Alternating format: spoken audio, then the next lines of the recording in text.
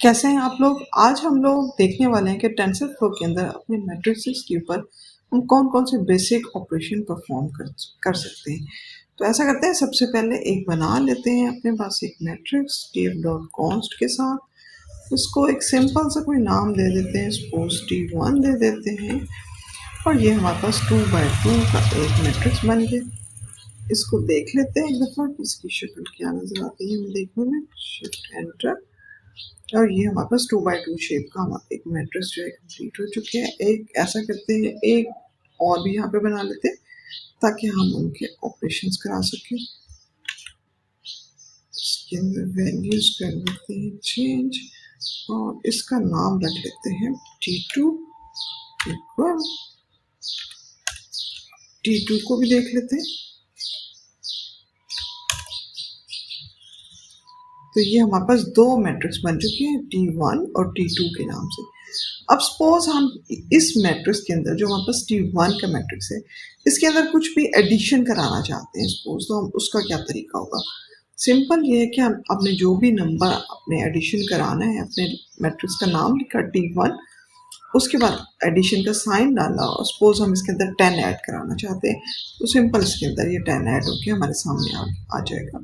ठीक है, 12 14 12 13 10 10 ऐड कर दिए, यानी element by element, her element का, यानी हमारे पास ये 3 एक एलिमेंट है, 4 एक एलिमेंट है, तो हर एलिमेंट के साथ जो है इसने 10 को ऐड कर देना है। और अगर हम कोई नंबर मल्टीप्लाई कराना चाहते हो अपने मैट्रिक्स के साथ, तो क्या होगा, सेम इसी तरह से आप एडिशन की जगह यहाँ पे मल्टीप्लाई का साइन डाल दें और हमारे पास इस केस में क्या होगा कि 10 हमारा मल्टीप्लाई हो जाएगा हर एलिमेंट के साथ।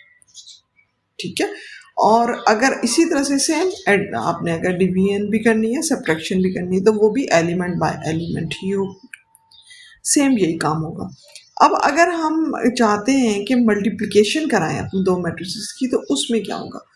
तो ऐसा करते हैं कि पहले एक मैट्रिक्स को हम देखते हैं कि मैट्रिक्स की मल्टीप्लिकेशन एक्चुअली नॉर्मली जब हम मैट्रिक्स को करते हैं तो क्या होता है। तो यहाँ पे आप देखिए हमारे पास दो मैट्रिक्स है, ठीक है, 1 2 1 0 1 0 2 3 4 इसके एलिमेंट है, 2 by 5 इसके हैं। जब हम मल्टीप्लाई कराते हैं एक मैट्रिक्स को दूसरे मैट्रिक्स के साथ, तो होता क्या है, हमारे पास क्या होता है कि रो इनटू कॉलम हमने जो उन्हें मल्टीप्लाई कराना होता है। तो अब क्या हुआ, हमारा ये मैट्रिक्स उठ के यहाँ पे आया।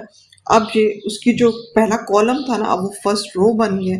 और अब क्या होगा कि हर 1 के साथ multiply by 2 plus 2 multiply 6 plus 1 multiply by, यानी हर रो का हर एलिमेंट पहले वाले कॉलम के हर एलिमेंट के साथ मल्टीप्लाई होगा और आपस में वो ऐड हो रहे होंगे। नेक्स्ट अब रो पे जाएगा, फिर इसी तरह से नेक्स्ट रो में भी इसी तरह से, इस तरीके से हमारी मल्टीप्लिकेशन हो रही होती है। आप अगर दोबारा भी देखना चाहें इसको, तो दोबारा देख सकते हैं कि हम क्या करा रहे हैं। फर्स्ट वाला जो हमारे रो है जिसमें 1 2 1, ठीक है, इससे मल्टीप्लाई होना होगा फर्स्ट कॉलम के साथ 2 6 1 और आपस में एडिशन हो रही है, यानी 1 मल्टीप्लाई बाय 2 होना है, फिर प्लस 2 मल्टीप्लाई बाय 6, फिर plus 1 multiply by 1। Okay, note this. ठीक है, अब ये हर एलिमेंट दूसरे के साथ मल्टीप्लाई हो रहा है, ऐड हो रहा है, मल्टीप्लाई हो रहा है, ऐड हो रहा है, इस तरीके से हमारी मल्टीप्लिकेशन होती है। अगर तो आप लोगों ने पहले की हुई है तो आप लोग श्योर शर्ट होंगे कि किस तरह से हो रहा था, लेकिन टू सम हाउ अगर आपको थोड़ी कन्फ्यूजन है कि एक्चुअली हम ये किस तरह से करते हैं, तो ये मैं आपको यहाँ पे दिखाती हूँ कि इस तरह से करने की रीज़न क्या होती है।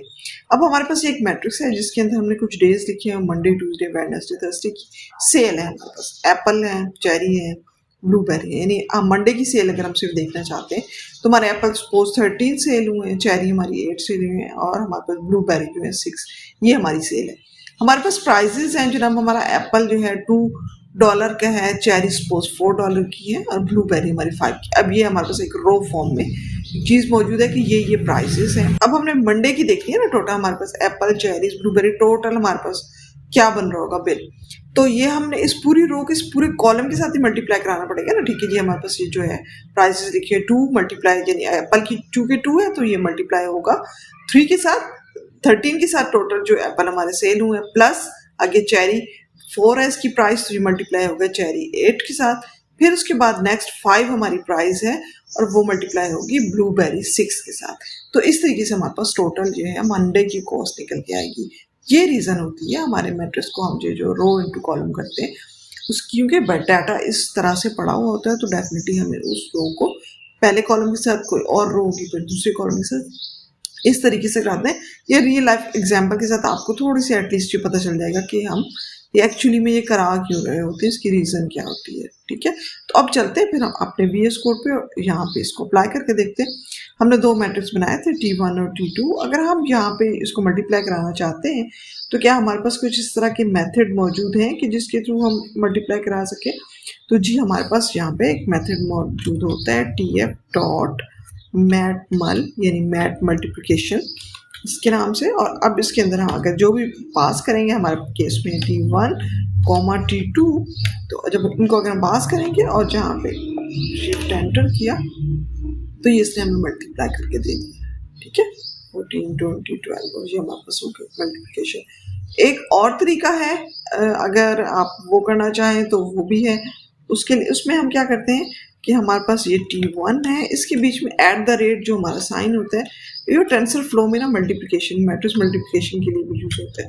तो आप उसको इस तरह से बीच में लिखते हैं, अपने जो भी नाम रखे हुए हैं ना मैट्रिक्स के, मैंने T1 और T2 रखे हुए, इसके बीच में एट द रेट ऑफ का साइन दिया और शिफ्ट एंटर किया, तो ये भी हमें मल्टीप्लाई करा के दे देता है हमारे matrix. So keep it in your mind कि टेंसर फ्लो के अंदर जितने भी हम जब ऑपरेशन कुछ कर रहे होते हैं तो वो ओरिजिनल जो हमारा डाटा होता है ना उसके अंदर चेंज नहीं कर रहे होते, एक न्यू कॉपी बना के हमें दे रहे होते।